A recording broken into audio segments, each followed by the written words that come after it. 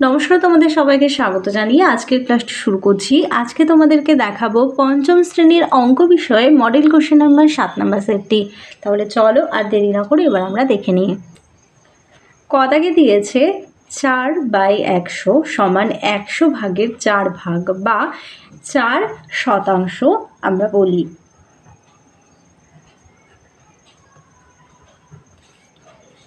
একশো ভাগে 4 ভাগ মানে হচ্ছে 4%। এরপরে দেখো কাজের লোক ও সময়ের মধ্যে একটি কমলে অন্যটি বাড়লে, মানে যদি লোক সংখ্যা কমে তাহলে কি হবে, সময় মানে দিন সংখ্যাটা বেড়ে যাবে। তাহলে এই একটা বাড়লো একটা কমলো, তাহলে কি সম্পর্ক দাঁড়ালো, ব্যস্ত সম্পর্ক। আর যদি দুটো বাড়ে আর দুটোই কমে তাহলে হবে সরল সম্পর্ক। কদাকে দেখো ঘন বস্তুর ড্যাশটি মাত্রা আছে, ঘন বস্তুর 3টি মাত্রা আছে। ঘদাগে আছে 670 পয়সা সমান কত টাকা। তোমরা জানো 1 টাকা সমান কত, 100 পয়সা। তাহলে 6 টাকা সমান কত, 600 পয়সা। তাহলে এখানে দিয়েছে 670 পয়সাকে আমাদের টাকায় পরিণত করতে হবে। তাহলে 1 টাকা সমান যদি 100 পয়সা হয় তাহলে 100 দিয়ে আমাদের ভাগ করতে হবে 670কে। প্রথমে আমরা 6 দিয়ে দিই, 6 100 600, পরে থাকে 70। তাহলে এবার আমরা একটা দশমিক দিয়ে শূন্য নিচ্ছি, তারপরে 7 10 7 100 700 মিলে গেল। তাহলে আমাদের আসলো কত,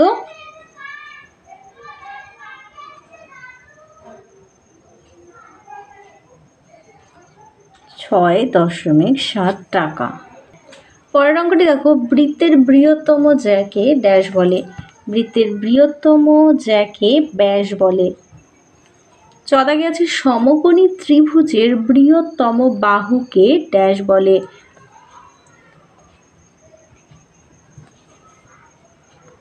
অতিভুজ বলে।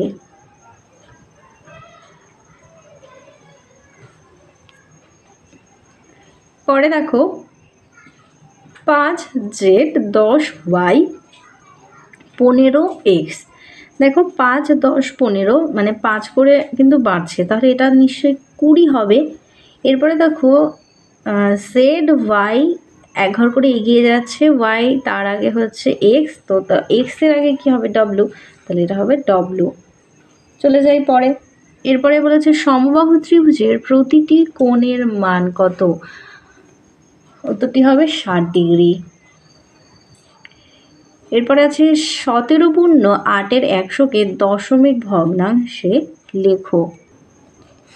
দেখো এটাকে আমরা যদি ভেঙে নিই, 17-র সঙ্গে 100 গুণ করলে 1700, তার সঙ্গে 8 যোগ করতে হবে, তাহলে আমাদের আসবে 1708 বাই হচ্ছে 100। এবার এটাকে দশমিক ভগ্নাংশে বের করতে হবে, তাহলে এটাকে আমরা ভাগ করব। ভাগ করলে দেখো প্রথমে একবার দিচ্ছি 100, বিয়োগ করলে 700 হচ্ছে 8, এবার 7 দিয়ে দিলে হবে 700, বিয়োগ করলে 8, দশমিকের জন্য একটা শূন্য, যেহেতু এটা 100-র এটা 80 আছে তাই আরেকটা শূন্য দিয়ে শূন্য নিলাম।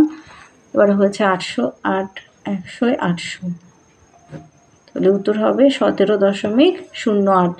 পরেরটি দেখো 0.002কে ভগ্নাংশে প্রকাশ করো। দেখো দশমিক তুললে 1 আর 3টে সংখ্যা আছে, 3টে শূন্য, তাহলে হবে 2 বাই হচ্ছে 1000। এরপর আছে ফুটবল আকারের ঘন বস্তুগুলোকে কি বলে, এটা হবে গোলক বলে। উমদাকে আছে একটি ইটের কটি শীর্ষবিন্দু আছে।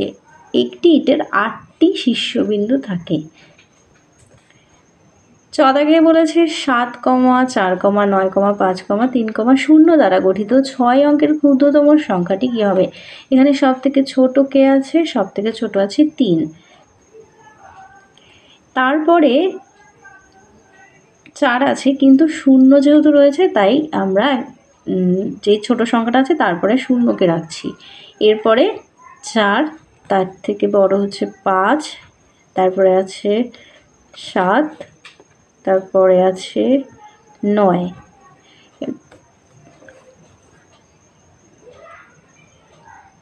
যদি বড় থেকে যদি বৃহত্তম বের করতে বলতো তাহলে 0 কিন্তু সবার শেষে দিতে হতো, যেহেতু ক্ষুদ্রতম বলেছে তাই যে সংখ্যাটা ছোট তারপরে শূন্যকে বসাতে হবে। এরপরে বলেছে 105 মিনিট সমান কত ঘন্টা কত মিনিট। আমরা জানি 60 মিনিটে 1 ঘন্টা হয়, তাহলে 60 দিয়ে 105 মিনিটকে আমরা ভাগ করব।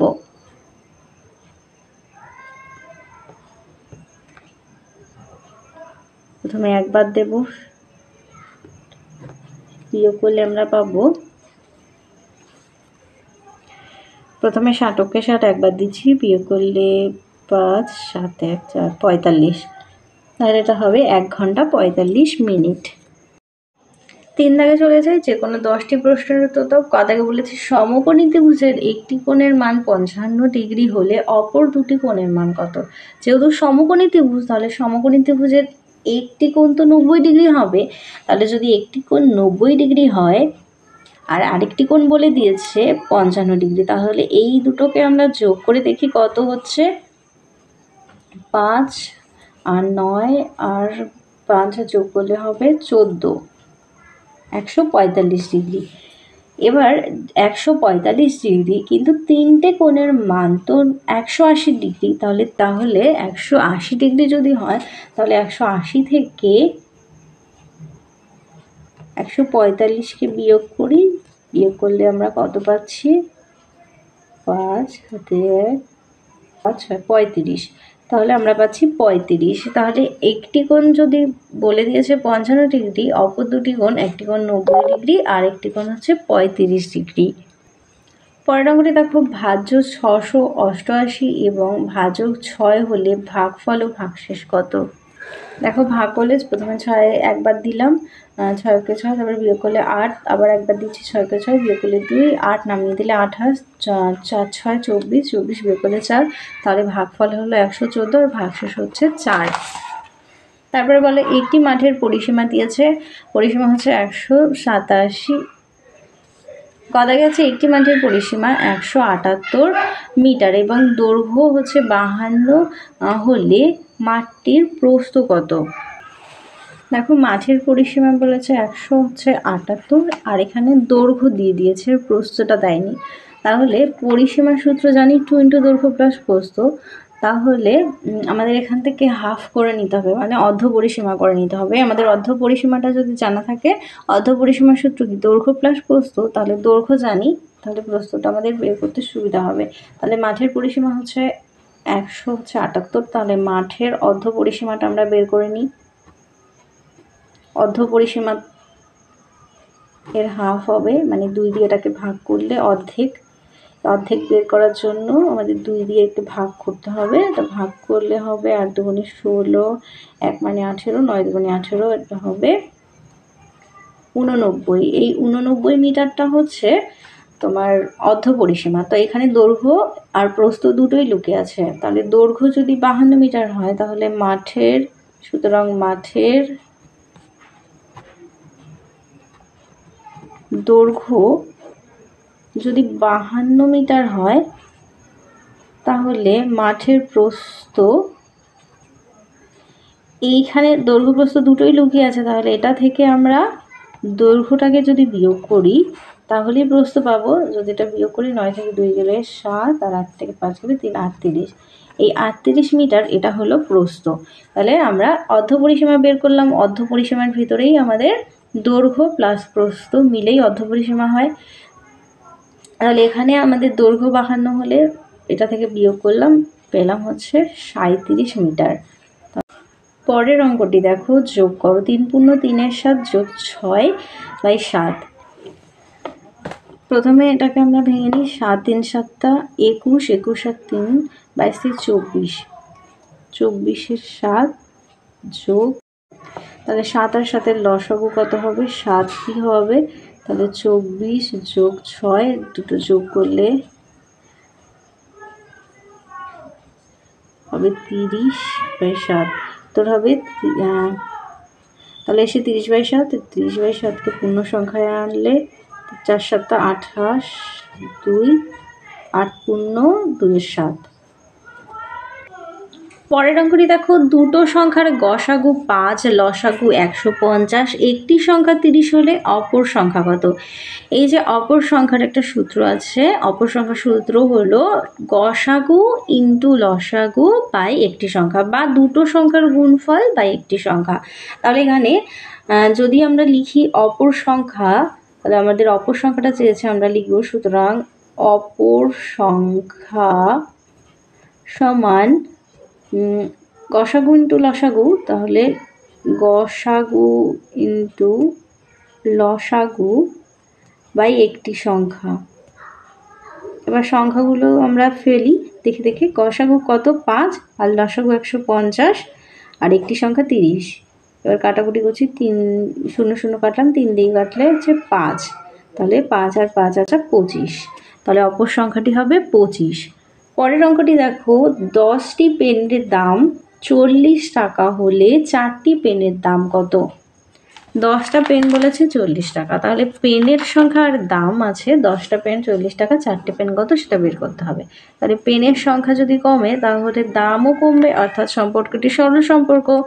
তাহলে 10টি পেনের দাম 40 টাকা, একটি পেনের দাম তো ভাগ হবে 40 ভাগ 10, আর 4টি পেনের দাম 40 গুণ 4 ভাগ 10, 10 দিয়ে যদি কাটি তাহলে 4, 4 4 গুণ করলে হবে 16 টাকা। 4টি পেনের দাম হবে 16 টাকা। পরের অঙ্ক চলে যাই 6 দাগে। 9-এর বর্গ এবং বর্গমূল কত?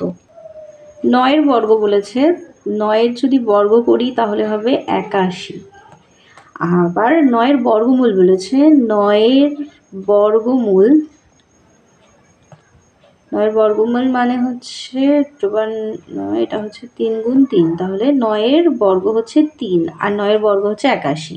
পরেরটি দেখো 60,308.023 কে স্থানীয় মানে বিস্তার করো। এখানে করে দিই। তাহলে প্রথমে আমরা 60,308কে ভাঙবো। 60,000 যোগ 300 যোগ 8 যোগ 0 যেহেতু আছে তাই কিছু করতে হবে না। এবার 2কে করবো 2, আর 2-এর আগে হচ্ছে একটা সংখ্যা আছে, তার আগে দশমিক, তাহলে এটা হবে 100 যোগ 3, 3-এর আগে দুটো সংখ্যা আর দশমিক, তাহলে এটা হবে 1000। পরেরটি দেখো, 121 জন ছাত্র বর্গাকারে দাঁড়িয়ে আছে, তাহলে একটি সারিতে কতজন ছাত্র আছে? বলেছে বর্গাকারে দাঁড়িয়ে আছে 121 জন, তাহলে আমরা একটি সারিতে আছে সেটা বের করতে গেলে আমরা এটার বর্গমূল বের করব। 121-এর বর্গমূল বের করব। 121-এর বর্গমূল হলো 11 গুণ 11, তার মানে হবে 11। তাহলে একটি সারিতে 11 জন দাঁড়িয়ে আছে। পরেরটি দেখো, একটি কাজ করতে 4 জন লোকের 2 দিন লাগে, ওই কাজটি 8 জন লোক করলে কতদিন লাগবে? তাহলে আমরা কি পেলাম? লোক সংখ্যা আর পাচ্ছি দিন সংখ্যা। লোক পেয়েছিলাম প্রথমে হচ্ছে 4 জন 2 দিন, আর 8 জন কতদিন সেটা বের করতে হবে। তাহলে দেখো জনসংখ্যা ও লোক সংখ্যার কি সম্পর্ক দাঁড়াচ্ছে? জনসংখ্যা যদি বেড়ে যায়, পরে দেখো বেড়ে গেছে, তাহলে লোক সংখ্যাটা যদি আমাদের বেড়ে যায় তাহলে দিন সংখ্যা কি হবে? দিন সংখ্যা আমাদের কমে যাবে, তাহলে একটা বাড়ছে একটা কমছে, মানে ব্যস্ত সম্পর্ক। তাহলে লেখো লোক সংখ্যা বা জনসংখ্যা ও দিন সংখ্যার ব্যস্ত সম্পর্ক।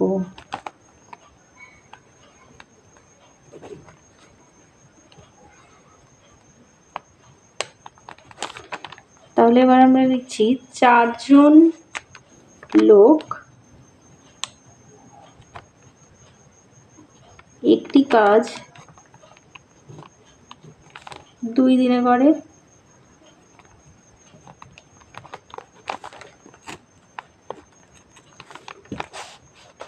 তাহলে একজন লোক একটি কাজ করে গুণ হবে 4 গুণ 2 দিন, তাহলে 8 জন লোক, যেহেতু কম সময় লাগছে, গুণ 2 বাই 8, 4 দুগুণে 8, 2 দিয়ে কাটলে 1, উত্তর হবে 1 দিন। তাহলে 8 জন লোকের এই কাজটি 1 দিন সময় লাগবে। এখানে উত্তরটা লিখে নাও। 8 জন লোকের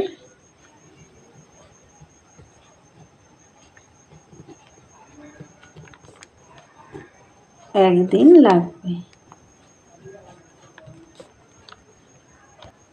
পরের অঙ্ক দেখো, বলেছে 1/5, 2/10 এবং 3/5 এর মধ্যে কোনটি বড়? চলো এখানে আমরা করে নিই অঙ্কটা। 1/5 সমান 2/10 সমান 3/5। আমাদের যে হরগুলো আছে সেগুলো লসাগু করব। 5, 10, 5-এর লসাগু করলে 10 হয়। তাহলে 1, 5, নিচের যে হরগুলো আছে হরগুলোকে আমাদের 10 করতে হবে। তাহলে 5-এর সঙ্গে কত গুণ করলে 10 হয়? 2। তাহলে ওপর নিচ আমরা 2 দিয়ে গুণ করব। তাহলে কত পাচ্ছি? 2 × 2 5 মানে 10। এখানেও আমাদের তাই করতে হবে। তো এটা যেহেতু নিচে 10ই আছে তাই আমরা শুধু 1 দিয়ে গুণ করে দেবো। তো এটাই থাকবে 2/10। আর এখানে 3/5 আছে, এখানেও আমাদের 2 দিয়ে গুণ করতে হবে। তাহলে 2 দিয়ে গুণ করলে 3 × 6, 5 × 10। দেখো এখানে বড় বলেছে, তাহলে সব থেকে বড় কে? দেখো ওদের লবগুলো কিন্তু 2 আর এখানেও 2 আছে, আর এর হচ্ছে 6 আছে। তাহলে বড় দাঁড়াচ্ছে 3/5। তাহলে উত্তরটা লিখবে 3/5 হলো বড়। পরে চলে যায়, একটি সরল অঙ্ক দিয়েছে 10 বিয়োগ 6 বিয়োগ 3 বিয়োগ 2 বিয়োগ 1, first bracket, second bracket, third bracket দেওয়া আছে বিয়োগ 3। তাহলে আমাদের প্রথমে ফার্স্ট ব্র্যাকেটের কাজ করতে হবে। প্রথমে যেহেতু ফার্স্ট ব্র্যাকেটের কাজ করব, তাহলে আমরা প্রথম এই দিক থেকে সেকেন্ড ব্র্যাকেট পর্যন্ত যা আছে লিখি দেখে দেখে। 3 বিয়োগ, এটা বিয়োগ করলে আমরা কত পাচ্ছি? 1। এবার ফার্স্ট ব্র্যাকেট উঠে গেলে থাকবে সেকেন্ড ব্র্যাকেট, থার্ড ব্র্যাকেট বিয়োগ 3। তারপরে দেখো এবার সেকেন্ড ব্র্যাকেটের কাজ করব, তাহলে থার্ড ব্র্যাকেট পর্যন্ত লিখবো।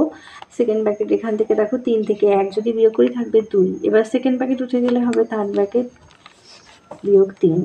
এবার আমরা থার্ড ব্র্যাকেটের কাজ করব। 10 বিয়োগ 6 থেকে 2 চলে গেলে 4 বিয়োগ 3 থাকে। এবার দেখো 10 থেকে 4কে বাদ দিলে থাকে 6 বিয়োগ 3, বিয়োগ করলে হবে 3।